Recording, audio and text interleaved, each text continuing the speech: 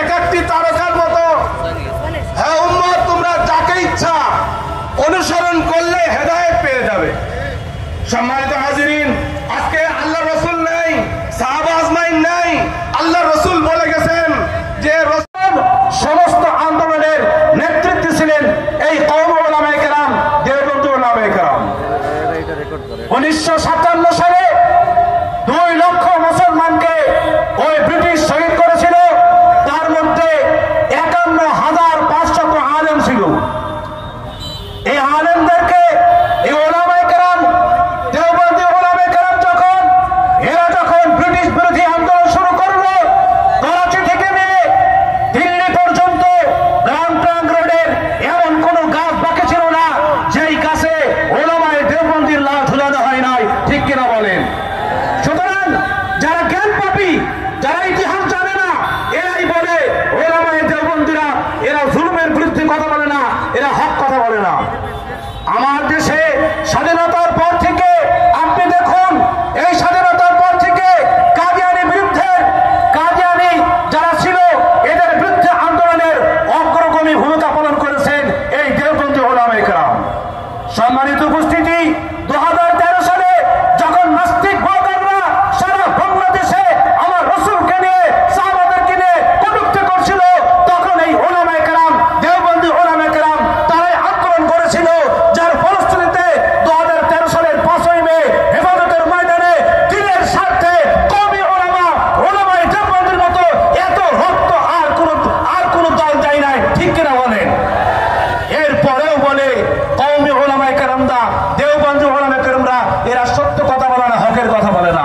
সম্মানিত উলামায়ে কেরাম, এই বাংলাদেশের জমিনে গ্রিক মূর্তি যখন এই হাইকোর্টের সামনে ছিল, তাকে অপসারণ করার জন্য এই কওমি উলামায়ে কেরামরাই সবার আগে আন্দোলন করেছে এবং সেখান থেকে সরিয়েই তারা ঘরে ফিরেছে।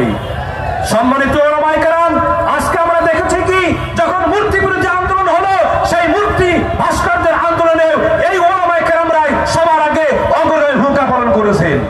বাংলাদেশে মোদী সরকার আসবে, সেই মোদীকে হটানোর জন্য, ঠেকানোর জন্য এই উলামায়ে কেরামরাই সবার আগে ভূমিকা পালন করেছেন। সম্মানিত উলামায়ে কেরাম, আমরা দেখেছি যখনই বিশ্বের কোন জায়গায়, এমনকি বাংলাদেশে, ভারতে রসুলের প্রতি কটূক্তি হয়েছে, দ্বীনের প্রতি কটূক্তি হয়েছে, এই উলামায়ে কেরাম সবার আগে আন্দোলনে ঝাঁপিয়ে পড়েছে। ঠিক কিনা বলেন? সর্বশেষ আমরা 5 আগস্টে আমরা দেখেছি, এই 5 আগস্টে এই স্বৈর শাসককে বিদায় করবার জন্য আমার এই কওমি অঙ্গনের 75 জন আলেম ওলামা ছাত্র শাহাদাত বরণ করেছেন। ঠিক কিনা বলেন?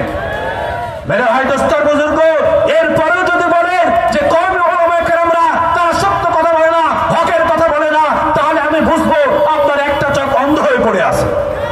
সম্মানিত উলামায়ে কেরাম, আমি আর বেশি কথা বলবো না। আজকে আমার জীবন নগরে এক সময় ছিল ওই গোপালগঞ্জ, ওই বরিশাল, কুমিল্লা, নোয়াখালী থেকে কিছু কারি সাহেবরা আসতো, আলিফ বেতে পড়াতো, ভুল পড়াতো, তাদের পেছনে নামাজ পড়লে নামাজে ঠিক মতো হতো না, তারা ছুরি পড়ে দিত কুরবানি করার জন্য। অনেক আমরা পার্শ্ববর্তী ভারত হওয়ার কারণে অনেক বেদাত এবং শিরক আমাদের ভিতরে ছিল। আলহামদুলিল্লাহ, আজকে জীবন নগরে 60টার ঊর্ধ্বে মহিলা এবং পুরুষ মিলে কওমি মাদ্রাসা। বলুন না আলহামদুলিল্লাহ। আজকে এমন কোন গ্রাম নাই যেখানে কওমি আলেম নাই, এমন কোন গ্রাম নাই যেখানে একটা মুফতি নাই, মুহাদ্দিস নাই, সব জায়গায় কওমি উলামায়ে কেরাম আছে।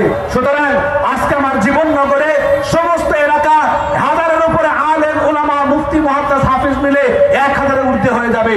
এজন্য আজকে আমরা জীবন নগরে আমরা সব দল, ধর্মীয় অধর্মীয় সমস্ত দল আমরা এখানে কি করছি, সহ অবস্থান একসাথে বসবাস করছি। আমরা চাই এই সহ অবস্থান আগামীতে আমরা আজীবন টিকিয়ে রাখবো। একসঙ্গে আমি আমার দলের কাজ করব, আপনি আপনার দলের কাজ করবেন, কিন্তু এমন কোন ব্যক্তিকে ডেকে নিয়ে এসে আমি আপনাকে কটূক্তি করবো না, আপনি আপনাকে কটূক্তি করবেন না।